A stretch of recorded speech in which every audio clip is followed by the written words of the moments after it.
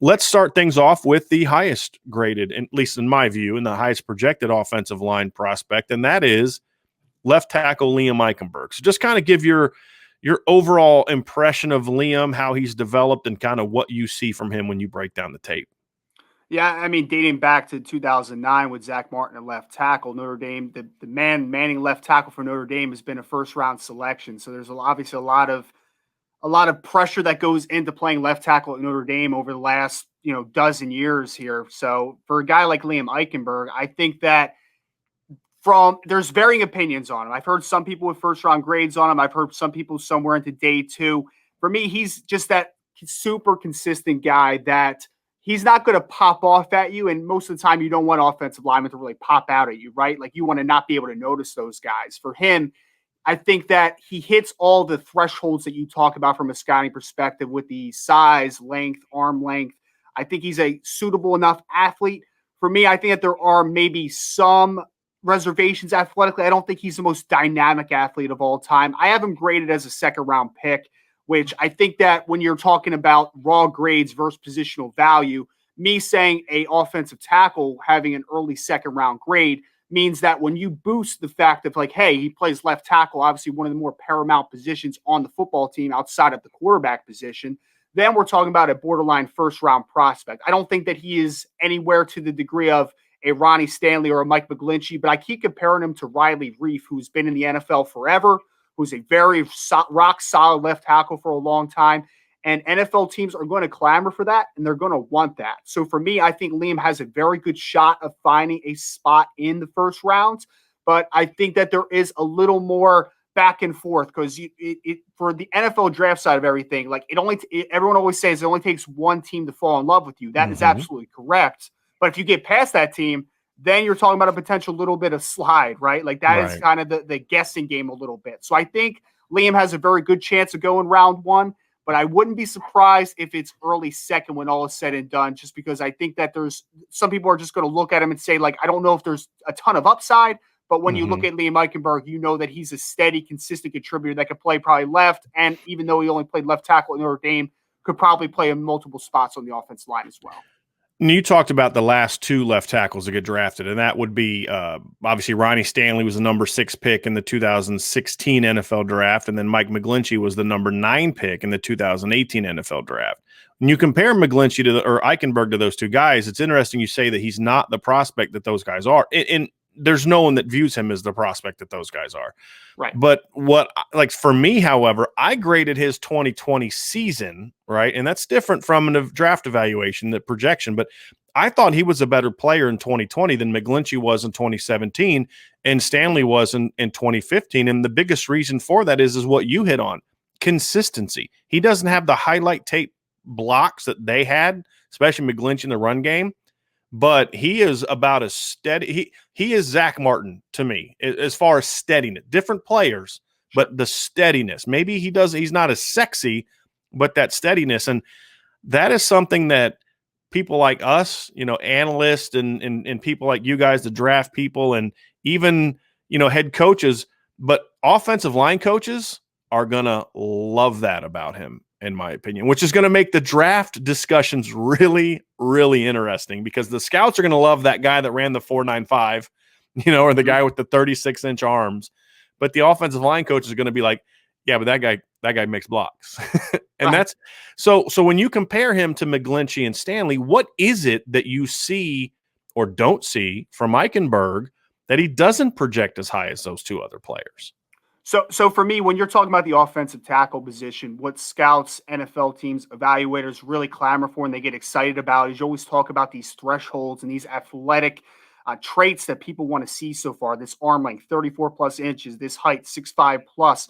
For me, Eichenberg hits those thresholds, but when you compare them to a guy like Mike McGlinchey, for instance, like you saw Mike and you could project that body. You could project that type of athlete, a guy that was a former tight end in high school for a large portion of his career, and you could see that athleticism.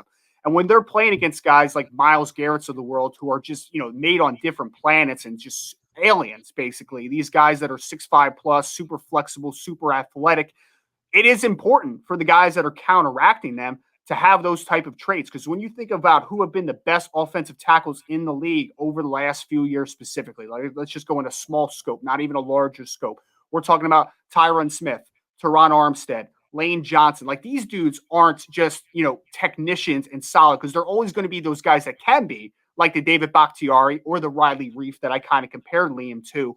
But those guys that have been the best offensive tackles in the league, specifically at left tackle, are the guys that, like, they're going to the combine and they're running 4.8 plus at that size. They're former tight ends, they're former quarterbacks in the Lane Johnson instance. Like these guys are absolute freak of natures. And I just think that position, it's so paramount to have those athletic and those size thresholds, because again, you're playing against who in most cases are the most talented players on the defense.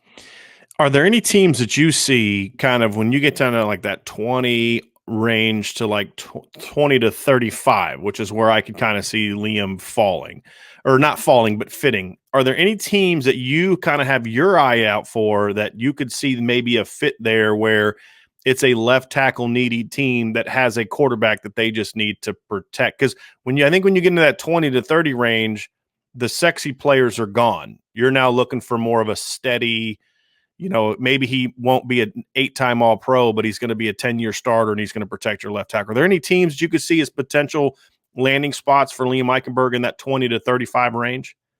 Yeah, it's not a perfect answer to your question, because the Indianapolis Colts need to figure out what their quarterback position is going to look like. But for me, they're losing Anthony Costanzo this offseason, and he was kind of a guy that is in that similar mold to a Riley Reif. He's been just a super consistent left tackle for a long time. He's not going to have the Pro Bowl honors, the All-Pro honors that might classify him as an outstanding football player. But for the people that watch Anthony Costanzo when he came out of Boston College and since then, very solid, good football player, and has been. You haven't had to worry about the left tackle position for Indianapolis in a long time. So I think that Liam could fit potentially really well there. And then the Pittsburgh Steelers was another one that pops out pretty easily for me. They're potentially losing Alejandro Villanueva this offseason, left tackle. They're a team that is in serious need up front because they lost Marquise Pouncey. They're going to lose Villanueva. There's a lot of uncertainty there. And I think especially at left tackle, you need to figure out, because, the two most important positions potentially on your offensive line, right? We're talking left tackle and center. They're losing both this offseason. You need to figure one out. And you still have Ben potentially for another year. They need to start to figure out life after Roethlisberger. But for now, if you think that you still have a winning window open for a team that won 12 games last year, I think that you need to really kind of put a Band-Aid on it for now. And you need to figure out left tackle position specifically, because Ben is not the mobile guy that he was once coming out of Miami, Ohio. He's a statue back there. So you need to be able to protect him well. And I think that Pittsburgh Steelers might be a very good option for Liam Eichenberg later in the first round.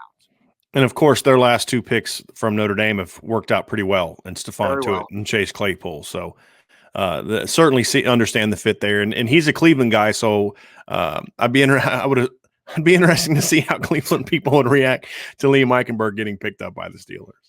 Yeah, be pretty funny. It's you're a fan of who drafts you, right? So yeah, Liam Eichenberg, perfect spot there. And I think that it's unfortunately Cleveland has their left tackle position figured out, so it might not be a good fit there. Unfortunately for Liam, fortunately for the Browns, because that was a question mark after you lose. There aren't many teams that can lose a Hall of Famer at left tackle and then so quickly find that next guy. So certainly doing a good job there with the Browns. Absolutely. Yep. Jedrick Wills had a very easy transition over from right tackle to left tackle for the Cleveland Browns as a rookie, which you kind of highlighted there. I think that, you might not want to see Liam on the other side of things if you're a Cleveland guy, but just nice to be able to see one of your own succeed and potentially be a first round selection.